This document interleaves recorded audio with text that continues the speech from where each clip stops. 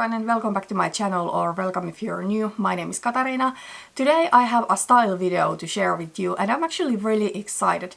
So I decided to use Allison Bornstein's 3 style words method to figure out my own 3 style words. If you have been watching my videos, you probably know that I have been into different style systems. During the past couple of years, I have really wanted to find my personal style and it has been quite a journey. I have filmed a couple of videos about the color season analysis. I have filmed a video about my Keepy ID and Kitchener essences, and in September I filmed a video about my 3 style routes. And in my style routes video I said that I will film still a video about the 3 style words. However, after filming that video I was a little bit on the fence if I still want to do this video or not, for a couple of reasons. First of all, I have really been enjoying the style routes system because unlike something like Keepy ID or Kitchener essences, it doesn't focus on what you look and what looks flattering to your body or to your features, but the style routes actually focuses on what you like and how you want to represent yourself. And by the way, my style routes are fire, mountain and mushroom. Now I do think it is in that order. I have been really loving the style routes and I thought that it might get a little bit too confusing if I take another system that I should follow when I get dressed or when I purchase something new. And another reason why I was maybe procrastinating a little bit and not sure if I want to film this video or not is that I feel I don't have only one style, but that I actually do have 3 different styles, 3 different occasions that I dress for.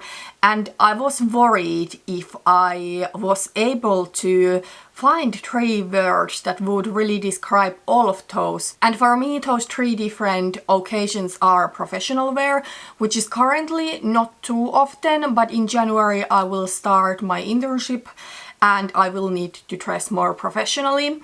Then I do have my casual style, which I will say, I don't think my professional style and my casual style are completely different and separate styles. It's not like I dress to a suit when I'm working and then on my everyday I'm wearing a sweatsuit. And then the third occasion, the third style that I have is a little bit more playful style, and that is how I dress up for a special occasion and when I'm filming. Now of course it doesn't mean that I will always appear in a really wild outfit or in a full glam makeup look in front of a camera, but filming and special occasion, it is a chance to see a little bit effort when I get ready and to be a little bit more playful when I dress up. Then of course there is like straight up working out, but we are not counting that in this video because then I just dress practically.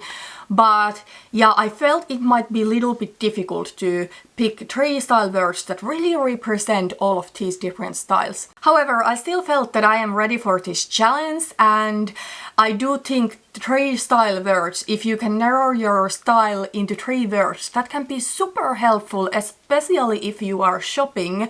Sometimes it may get a little bit confusing if I start to think about the style routes, for example, although I do really love that system. So I thought it would be a fun idea to figure out the style words but still keep the style routes on my mind, so that I would pick 3 style words using Allison's method and try to capture the essence of my style that is based on the style routes. I hope that makes sense. So yeah, I'm really excited about this, so let's get into it. Now Allison has written her own style book and this method is only one part of that book. I don't have the book, but I just decided to use Ellie Jean-Royden's blog post that was pretty short and simple as base to figure out my style words. So the first word is a practical word, and this is inspired by the pieces you wear the most. I'm not somebody who tracks my outfits, so this is based on my general feeling about what clothes I wear the most.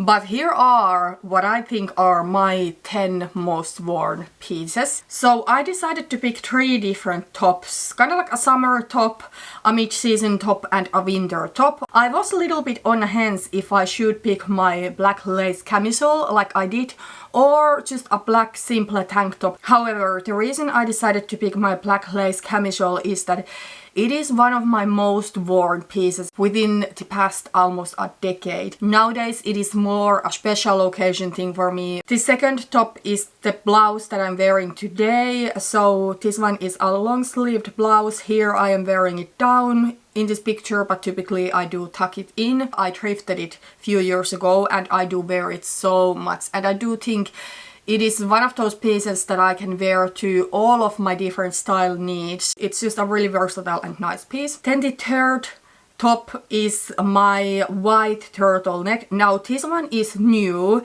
and I will say I did prefer the previous one, but I wore it down to the point where it was like beyond repair. The reason why I preferred the old one is that it was a little bit brighter in color. This is still something that I wear a lot, but I actually found similar to the old one from Vinted. I hope I will get it soon. Then I decided to pick 2 pairs of pants. So first is black skinny jeans. These specific ones are actually a little bit newer, or I actually thrifted them, and these fit perfectly. During my whole life, black skinny jeans has been a part of my style. I know they're kinda out right now, or skinny pants in general are a little bit out right now, but still part of my style and one of my favorite and most worn pieces. And then the pant that I have been wearing most during the past several years are black relaxed pants.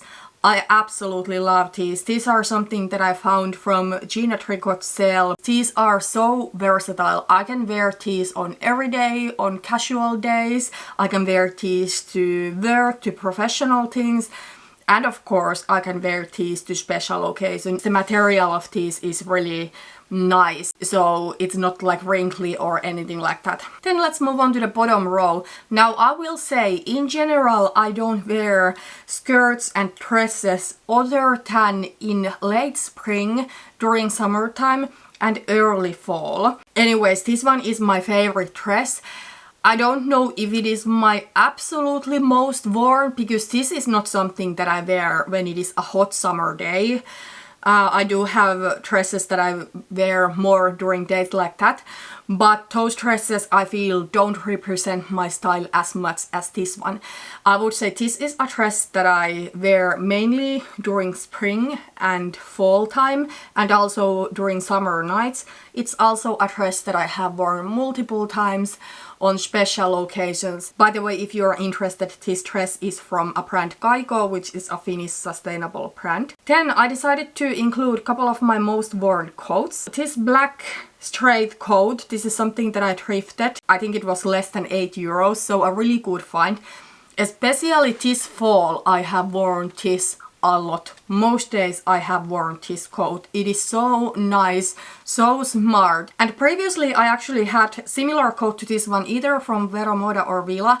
I don't know if they still make those, but unfortunately those are not the best quality. This one is from Ellos and it has been great quality. Then the another coat is this beige or camel coat, little bit longer. This one is from H&M. I bought it when I was working there, and I think it was on sale, and with the staff discount I ended up paying like under €15 for it. When I bought it I thought I don't really need it, but it's so cheap that I'm going to buy it.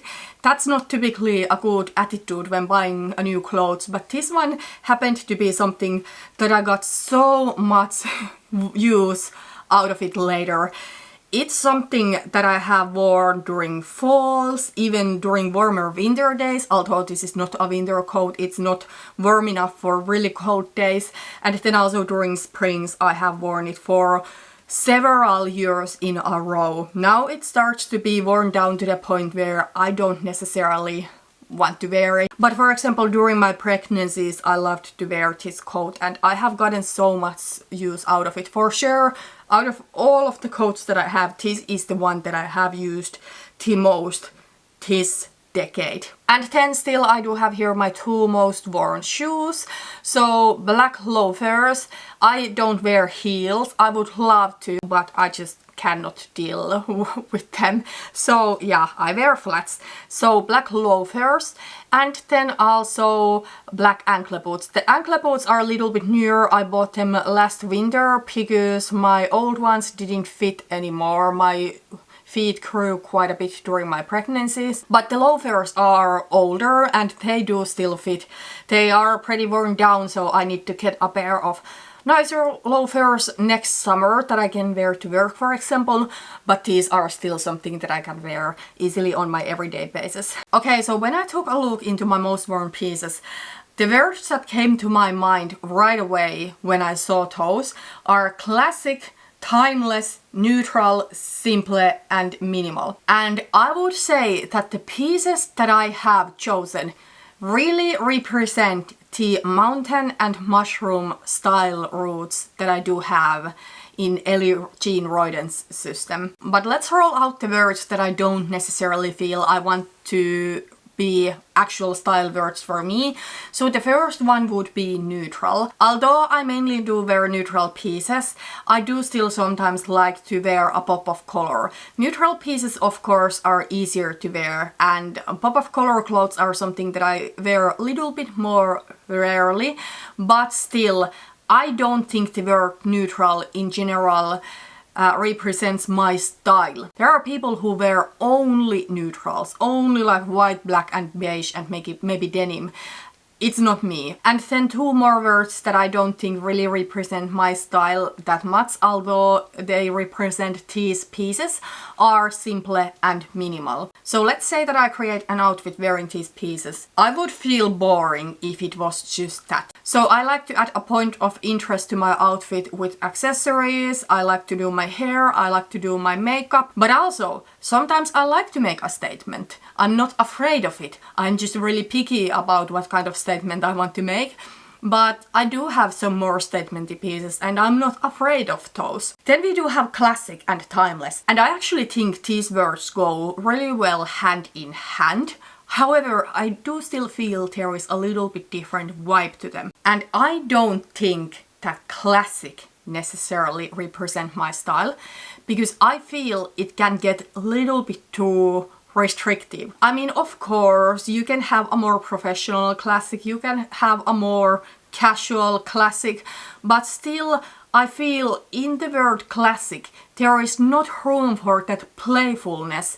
So I decided that my practical style word is timeless. I do think it's kind of like classic and I do really much like classic style, but I do feel timeless is a little bit more flexible. I don't really follow any trends and I don't really care if something is trendy or not. I'm going to wear what I like. I do think in that sense I do have quite a timeless attitude towards my outfits. Also, I have mentioned thrifting a couple of times in this video, so of course something like thrifting is kind of like a really timeless thing. You buy clothes that are not necessarily really current or not made this season or even this decade. I do feel the strongest about the word timeless.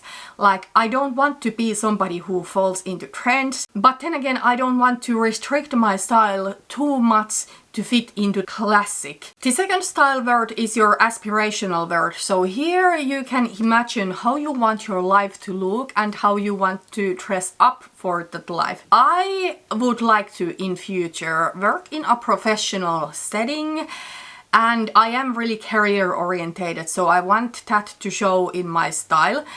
Of course, I do still have my casual everyday life, but my dream style still is that little bit more fancy style. And then other things that I would like to do, working out, traveling, things like that. But I decided to create a mood board, and in here you can mainly see that kind of like career aspect, that more professional style, because even on my everyday I do prefer to keep my outfits a little bit nicer compared to a little bit more dressed down, because I just feel better when I feel put together. So I have here 10 different outfits that I am inspired of. They go from left being a little bit more lightweight, like summery, to the right being a little bit more heavy and kind of like winter appropriate. So when I look at this mood board, the words that come to my mind right away are glamorous, elegant, polished and expensive. So again, let's start going through the words. And something that I don't want to be my style word is expensive. Because honestly, I don't feel it is my goal to show with my style like how much money I have. And I, for example, don't like some visible brand logos typically. I like expensive looking style, but it's still not a goal to show off. But also, I don't think that this kind of glamorous and elegant style only belongs to those who are wealthy. For me, it is not that much about the money that you put into the clothes, but it is about the combinations being kind of like clean and simple, and the details, having a polished hair, polished makeup look, that kind of thing. But then also, I don't feel glamorous and elegant necessarily are words that I want to pick my style words. Because in the end of the day, I don't think those words are that realistic for me. Again, I'm somebody who lives in the countryside, I'm a toddler mom, and I just feel it would be like a little bit try hard to try to dress up elegantly or glamorously every day. Like, it just doesn't feel right. However, the word that I do feel that represents my style and makes me feel great is polished. I feel it is similar to elegant and glamorous, but it's maybe a little bit more laid back and a little bit more flexible.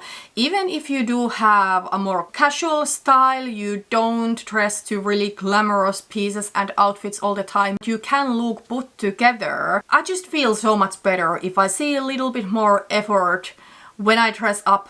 So it doesn't mean that you need to go all the way there to be super glamorous. So yeah, polished is a word that I do feel really strongly about and is my second style word. And I would say that polished also goes really well with all of my style words. So fire, absolutely. Mountain, absolutely.